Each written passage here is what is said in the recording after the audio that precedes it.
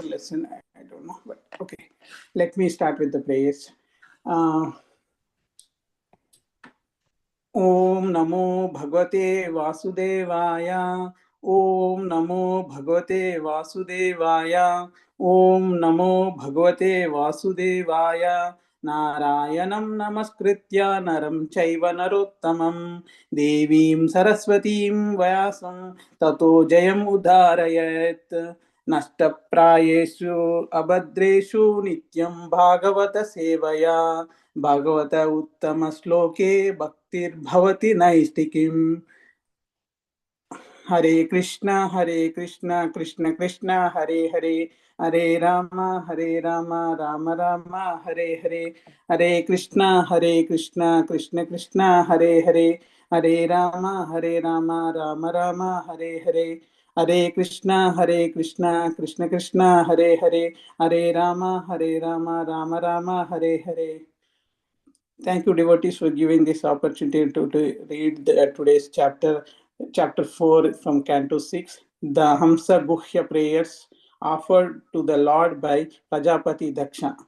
I am reading today verses from 24 to 34.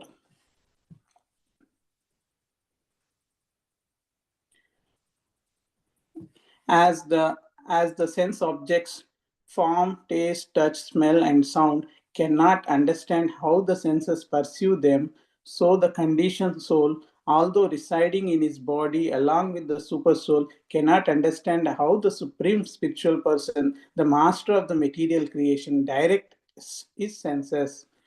Let me offer my respectable obeisances unto that supreme person who is the supreme controller. Sloka 25.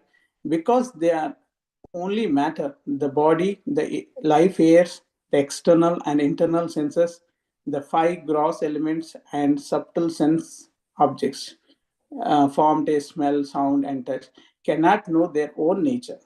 The nature of the other senses are the nature of their controllers. But the living being, because of his spiritual nature, can know his body, the life airs, the senses, the elements, and the sense objects, and he can also know the three qualities that form their roots. Nevertheless, although the living being is completely aware of them, he is unable to see Supreme Being, who is omnipresent and unlimited. I therefore offer my respectable obeisances unto him. Sloka 26. When one's consciousness is completely purified of the contamination of material existence, gross and subtle, without being agitated as in the working and dreaming states, and when the mind is not dissolved as in sasupti, deep sleep, one comes to the platform of trance. Then one's material vision and the memories of the mind, which manifests names and forms, are vanquished. Only in such a trance is the Supreme Personality of Godhead revealed. Thus, let us offer our respectable obeisances unto the Supreme Personality of Godhead, who is seen in that uncontaminated transcendental state. Slokas 27 and 28. Just as the great learned Brahmanas, who are expert in performing ritualistic ceremonies and sacrifices, can extract the fire dominant within the wooden fuel by chanting the 15 Samadhini mantras, thus providing the efficacy of the Vedic mantras. So, those who actually advance in consciousness, in other words, those who are Krishna conscious, can find the supreme super soul who, by his own spiritual potency, is situated within the heart. The heart is covered by the three modes of material nature and nine material elements. Nine material elements are material nature, total material energy, the ego, the mind, and five objects of sense gratification. And also by five material elements and 10 senses. These are total 27 elements constitute the external energy of the Lord. Great yogis meditate upon the Lord, who is situated as the Supreme Soul, Paramatma, within the core of the heart.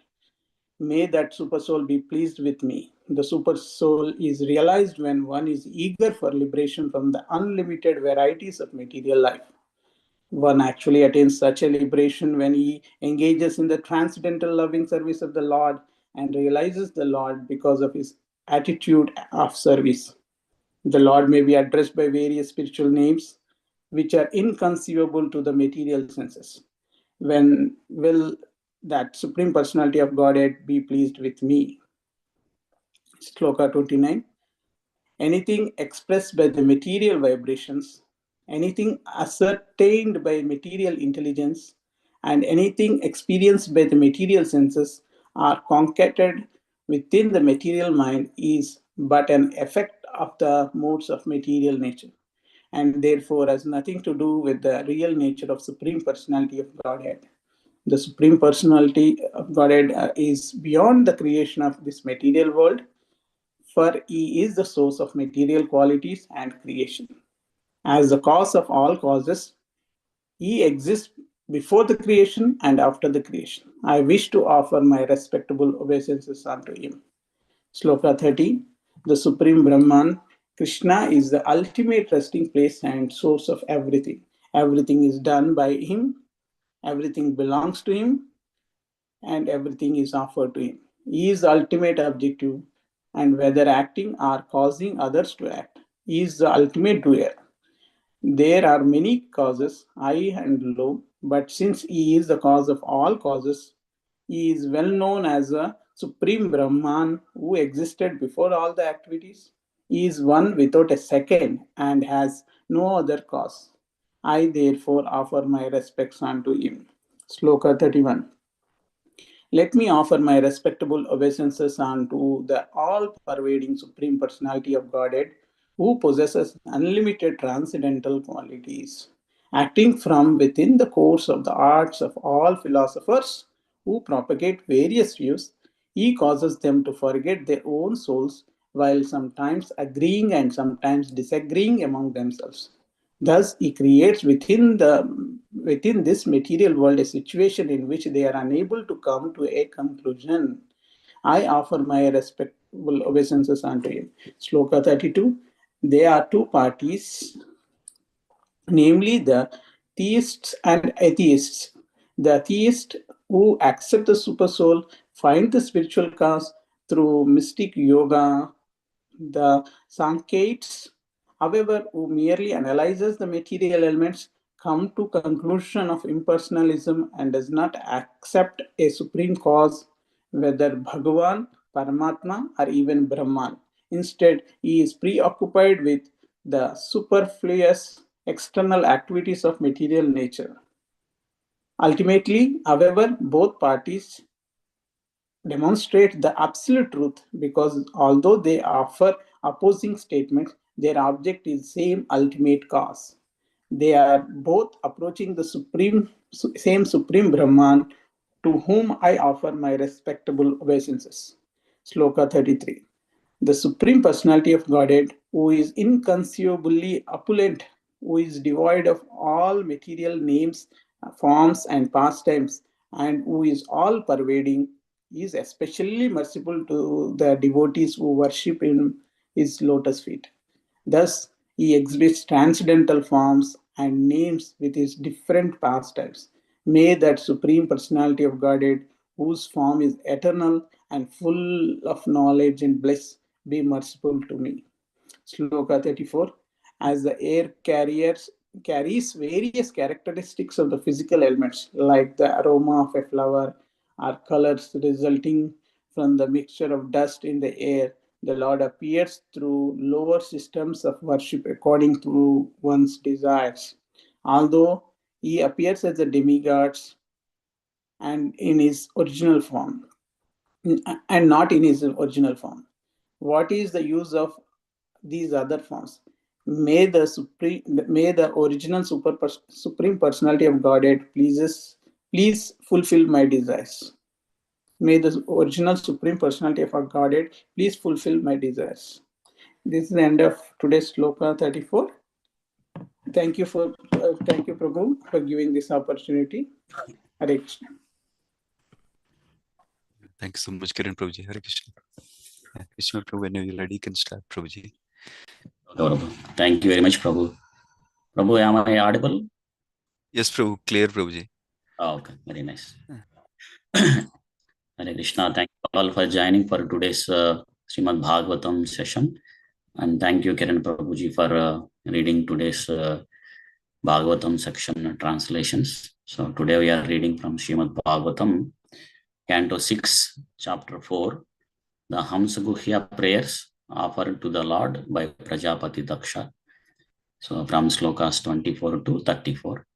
So we'll start with the prayers. ओम अज्ञातिमिरान्धस्य ज्ञानाञ्जनशलाकया चक्षुर्वन्मिलितं येन तस्मै श्रीगुरवे नमः। नमो विष्णुपादाय कृष्णप्रेष्ठाय भूतले श्रीमते भक्तिवेदान्तस्वामिनिति नामने। नमस्ते सारस्वते देवे गौरवाणी प्रचारिणे निर्विशेषशून्यवादी पाश्चात्यदेशतारिणि। जय श्री कृष्ण चैतन्य प्रभु नित्यानंद श्री अद्वैत गदाधारा श्रीवासादि गौर भक्तवृंद। हरे कृष्ण कृष्ण कृष्ण हरे हरे, हरे Ram Ram Ram Hare Hare. So just to give a background, in the last few chapters, we saw the history of the Ajamil. How Ajamil, who is a perfect Brahmana, fall down from the path of Brahmanical activities because he has seen a prostitute mixing with a Sudra in an appropriate way. And due to that, so he started when he fall down from the path of the Brahmanical activities and spending his time with this prostitute and performed many sinful activities. And then, of course, we saw that how Yamadutas, at the time of death, when they came to take him, he chanted his son name, Narayana, and then he remembered Lord Narayana. So, and the power of the holy name, so Vishnu Dutas appeared and protected him. So the last few chapters shows the power of the holy name, which not only wipes all of our sinful reactions, but also the tendency to do the perform sinful activities, so which is not possible through other process like karma kanda or gnana kanda, like that. So in this chapter, so far we have seen like how Maharaj Parikshit requested Sukadeva Goswami to describe the further details of the creation in this universe. So, and Sukadeva Goswami started narrating how when Prachetas, when they entered into the sea to perform the severe austerities at that time, because there is no king on the earth planet, which was neglected. So there are so many unnecessary trees grew up and there are no food grains like that. And when Prachatas came out and they saw the situation, they became a little angry and they thought to destroy all the trees. And they created a powerful wind and fire to burn all the trees to ashes. But however, the moon god, so he requested Prachetas not to do that, because the trees are the source for the fruits and flowers. So in that way, all the living beings will be able to live in this material world like that. So then Prachetas, honoring the request of moon god, so they stopped that destruction. And just to satisfy Prachetas, so the moon god gave a beautiful girl born from the Apsara called Pramlocha. And through her, so Prachetas begot the Daksha, Prajapati Daksha. And we saw that in the last session, Aradhya Mataji mentioned how Daksha created many demigods, demons, but he was not satisfied because the population is not increasing properly. So he went to Vindhya mountain and performed severe austerities. And then Lord Vishnu appeared, and then he started offering various prayers, wonderful prayers. And we are in that section currently. So, and this is nice because Bhagavatam has many these kind of prayers, like Kunti prayers, Gajendra prayers, like that. So I was listening a lecture which is related to Gajendra prayers. So there the devotee mentions that so Gajendra, we know that in his previous life he was Indradyumna Maharaj. So he used to recite many different various prayers to the Supreme Lord. So of course, later we know that, due to curse, so he became as an elephant. And when he was attacked by this crocodile, so he was struggling and suffering. So at that time, because he has used to recite various prayers in the previous life, so Krishna gave that memory, so that Gajendra offered prayers to the Supreme Lord. So these prayers, when we recite them regularly, so these prayers are helpful even in the future life, if we cannot able to make our human life successful in this life and go back home, back to Godhead. So today we'll go through the slokas 24 to 34. So sloka 24, we see that Daksha Prajapati is offering prayers. It's mentioning that the sense objects, they cannot understand how the senses perceive.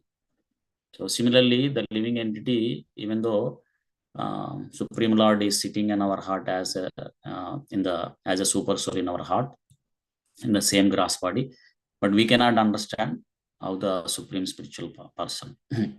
So, and Prabhupada gives mentions in the purport that so he gives the analogy that is mentioned in the Mundaka Upanishad, saying that there are two birds, friendly birds sitting in one tree.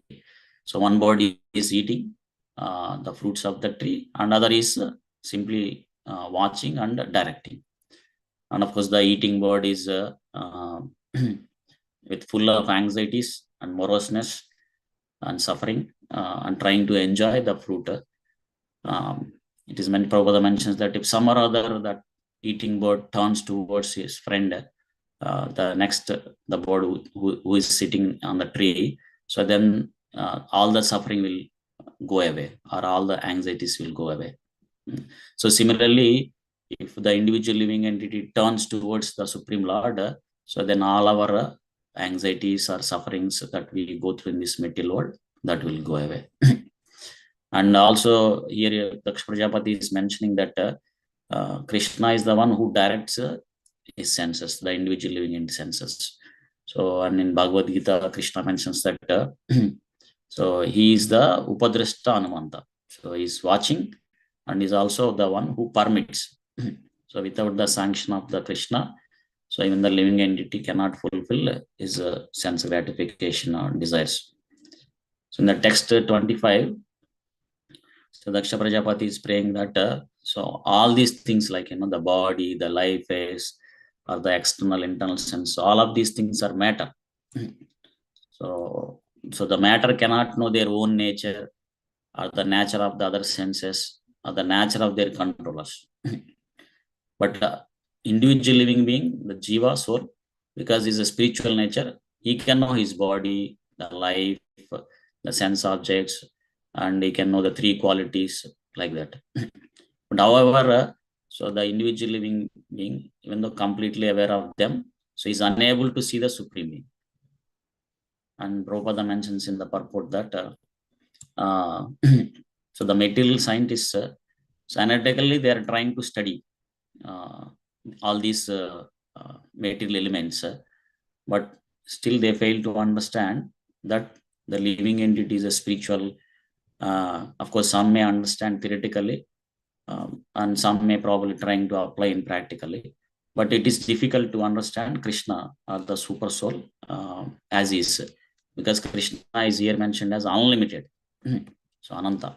So even somebody is progressed in the path of yoga or gnana, so those perspectives, but still they cannot able to understand Krishna completely because he's unlimited.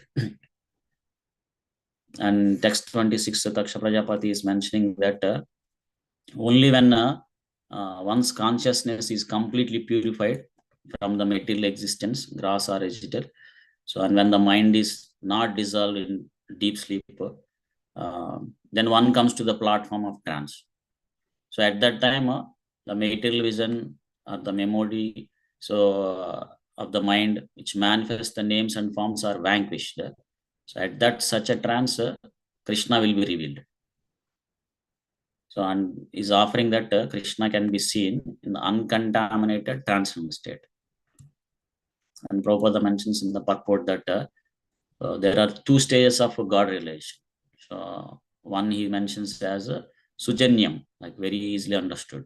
So it's generally through the process of mental speculation, like Brahman relation or Paramatma relations comes under this category. But the second one is dujanyam, like it's understood with very difficulty. So that is the ultimate relation of the Supreme Lord, Bhagavan relation. So where there is no material contamination. So in this stage, so the living entity will not identify with himself. So they will not, the names and forms which he identifies with the body, that will be vanquished. So it will not be there. So then one will be able to appreciate the holy name of Krishna. Because otherwise, as long as we are in the material concept, so I and mind in the bodily concept, with this material senses, we cannot be able to appreciate Krishna's holy name also. Prabhupada quotes Chaitanya Charitamritam like Ata Sri Krishna Namadina Bhavyed Grahyam Indriya. Like, material senses cannot appreciate Krishna's holy name. So that's why Prabhupada stresses that we should try as best as we can to purify our senses so that we can be able to understand the power of the Krishna's holy name. So that should start with our tongue, like Sevonmokhi Jihvadu Swayam Eva Spurate Adaha. Like, so starting with our tongue, like chanting this Hare Krishna Mahamantra, Hare Krishna, Krishna Krishna, Hare Hare, Hare Rama, Rama Rama, Hare Hare, and taking Mahaprasadam, honoring Mahaprasadam. So, and in the text 27 and 28, Daksha Prajapati is mentioning here that how the learned Brahmanas who are expert, so they can chant the 15 Samadhana mantras and then invoke the fire. So similarly, those who are advanced in Krishna consciousness, they can find the super soul who is situated within the heart. And here we see that the heart is covered by so many things, like it's modes of material nature, and the 9 material elements, and also the 5 material elements, 10 senses. So all these things. So who can be able to realize the super soul? One who is eager for a liberation. So utsaham, enthusiasm. So one who has enthusiasm or eager for understanding the super soul. So they can be able to understand. One who is eager for liberation, they can be able to see the Supreme Lord. So one actually attends such liberation. He engages in trance and loving service of the Lord and realizes the Lord because of his attitude of services. And Krishna, Daksha Prajapati is mentioning here, Krishna has various spiritual names which are inconceivable to the material senses. And Prabhupada mentions in the purport that, so as he mentioned earlier, like the realization of the Supreme Lord is not something very easy. It's very difficult because we see the heart is covered by the modes of 3 modes, Sattva, Raja, Tama, Guna. So which are like 3 shackles in this material world. So due to the influence of these 3 modes, it's very difficult to understand Krishna. So that's why Krishna mentions in Bhagavad Gita to rise above the 3 modes, Nistraigunya Bhavachuna. So then only we can able to understand Krishna. And Krishna also mentions in Bhagavad Gita, like he says that Mama Maya Duratyaya, like so this crossing over this material nature is very difficult. But whoever takes his shelter, so he will be able to cross over this material, are able to uprise from this 3 modes. Mameva ye prapadyante, mayam ye tam tarantite, like they can be able to cross. So in that is the pure stage, and in that pure stage, Krishna mentions that bhajante mam drutavrataha. So he will constantly chant or worship Krishna. So those devotees, they will constantly chant the holy name of the Krishna, Satatam Kirtayantu. So for them, Krishna will reveal because they are in the process of Bhakti Yoga. Bhaktyamam Abhijanasi. So Krishna can be only understood through the process of Bhakti Yoga more than any other process. So, and in the text 29, Daksha Prajapati is mentioning here that so anything we express through the material vibrations or with our material intelligence or anything our experience through our material senses, so they are only effect of the three modes, the modes of material nature, and they are nothing to do with the real nature of the Supreme Lord. Because the Supreme Lord is beyond this creation of this material world, and he is the source of the material qualities. Prabhupada mentions in the purport that all these material intelligence and everything, because they are not connected with the Supreme Lord, because Krishna is above the material nature, so he's in the transcendental status. So that's why, so whatever the material intelligence that we have, with that we cannot be able to understand, because he's beyond the material creation. And in fact, the material nature works in under his direction. Maya Dekshana Prakriti Suite Sacharacharam. So, and also he is the cause of all causes. So he is the cause of all causes. So in Brahma Samhita, Lord Brahma prays Sarva Karana Karana. And he exists before the creation and after the creation. So he is mentioned as Anadir Adir Govinda. So he is the origin of all, and he has no other origin. So that's why he is there before the creation, and after the creation also he will be there. And Prabhupada mentions that some people in this material world, they think that Krishna is also a product of material creation, or is created by the material nature. And they are considered, mentioned in the Bhagavad Gita as Mudha, Avajananti Ma Mudha, like they are considered as a fools. So that's why Prabhupada mentioned that one should receive the knowledge from the a devotee who is coming from the bona fide disciplic section, parampara, so that those advanced devotees can help one to understand the spiritual knowledge as it is to the sadhaka, the practicing devotee. And in the sloka 30th, Daksha Prajapati is mentioning here that Krishna is the ultimate resting place, and is the source of everything, and everything is done by him, and everything belongs to him, and everything is offered to him. So he is the ultimate objective, and he is the ultimate doer. And he's saying that there may be many causes, high, low, but he is the cause of all causes.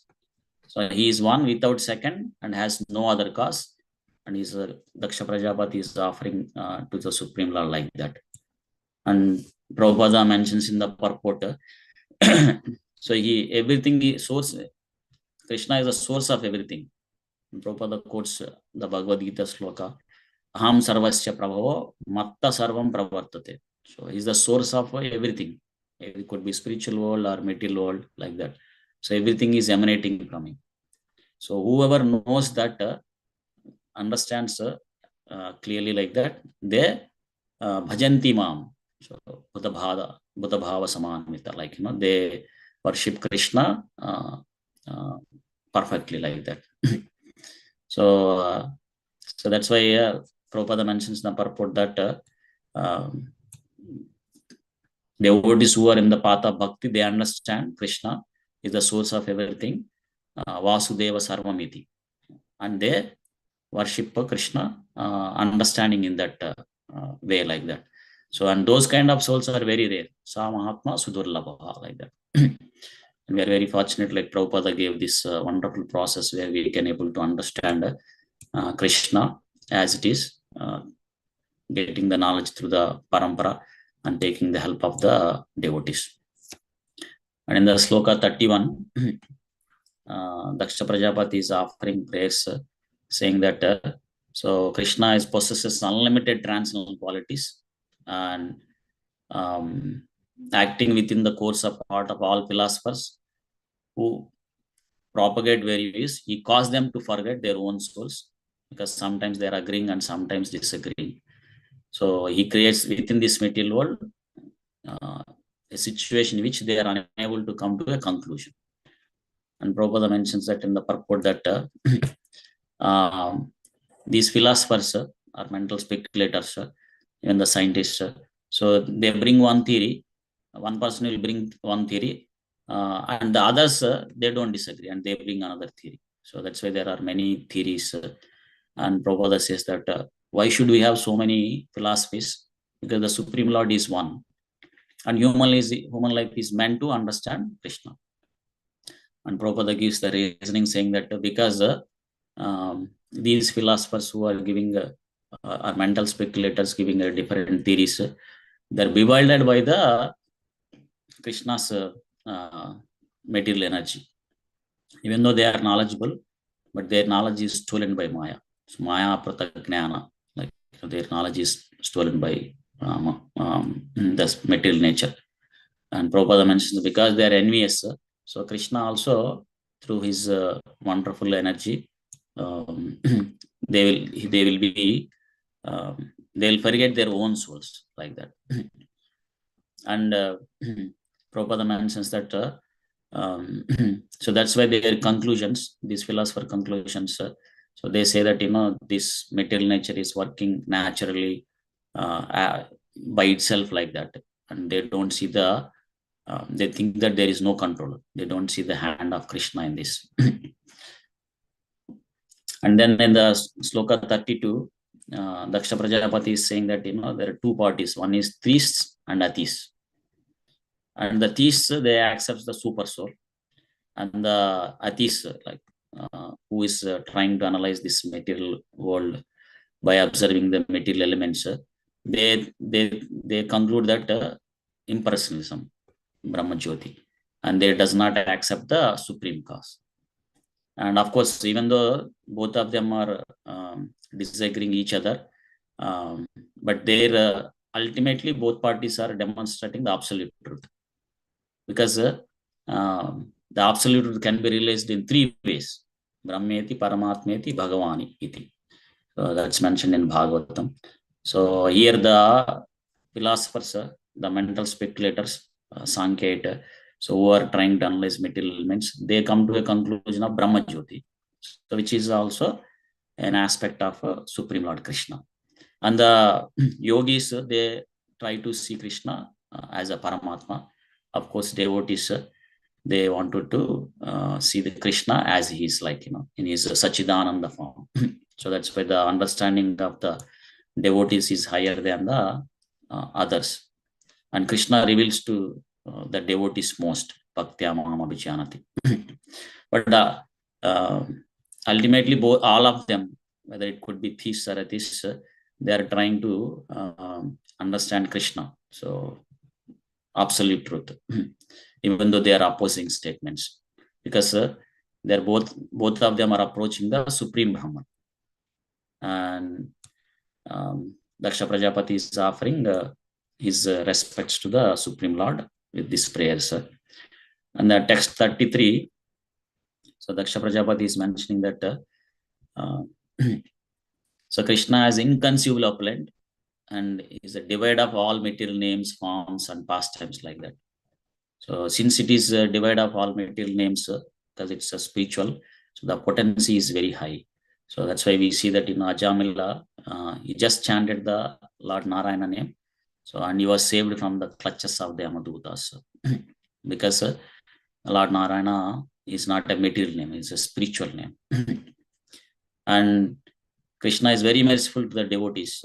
So that's why, like, his transcendental forms and names with his different pastimes. So Krishna likes to have his names connected to his devotees, like Yashoda Nandana, Vasudeva, Nandanandana, like that. And of course, also different pastimes. Like he lifted the Govardhana hill, that's why he's called as Giridhari. So like that. So he has many names like that. And Krishna's form is spiritual, that's why he's Sachidananda Vigraha. And he's requesting Daksha Prajapati here to be merciful on him. And 34th sloka, so the last sloka for today. So here it's mentioned that so as the air carries various characters of physical elements, like the aroma of a flower or colors resulting from a mixture of dust in the air, so the Lord also appears through the lower systems of worship according to one's desire. like appearing as a demigods and not in original form. And here Daksha Prajapati is saying, what is use of these other forms? And he's uh, wanted to worship the original Supreme Person of Godhead. And Prabhupada mentions that Mayavadis, so they don't believe in the form of Krishna because they wanted to merge in the Brahma Jyoti, but still for the sake of the worshipper, they imagine some forms, like it's called Panchopasana, like they imagine the form of Lord Vishnu, Lord Shiva, and Ganesh, Sun God, Mother Durga, like that. But here Daksha is saying that he don't want to worship any imaginary form. Instead, he want to worship the Supreme Lord. Of course, Krishna also mentions in Bhagavad Gita that the worship of the demigods is less intelligence, salpamedasha, because whatever the benedictions that they receive, one receives by the worship of the demigods, it's still material only. So, and it's limited. Antavantu phalam tesham. And on top of that, Krishna says that whatever the benedictions that they receive from the demigods, so it's coming through him only, because the demigods are empowered by the Krishna to give the benedictions to their worshippers. So it's a abhidhi purvakam, like in a wrong way. Those who are worshipping demigods, they are worshipping in a wrong way. So that's why Bhagavatam stresses that even if we have some material desires, take up the process of Krishna consciousness, worship Krishna, so that the material desires not only we will fulfill, but through the process of bhakti, our tendency to do the material activities or sinful reactions, those will also be removed. So that's why Daksha Prajapati is offering the praise to the Supreme Lord directly, like that. So I will pause it here because in the next section we can see the more prayers and how the Sukadeva Goswami continues that information. So I'll stop here. Thank you all for giving this opportunity. Grandhara Srimad Bhagavatam ki jai, Srila Prabhupada ki jai, Ananta Koti Vaishnava Vranda ki jai. Hare Krishna. Very much, Prabhuji. Hare Krishna. Yeah, thank you so much, Prabhuji. Hare Krishna. Thank Thank you, you, Prabhu. Prabhu. Hare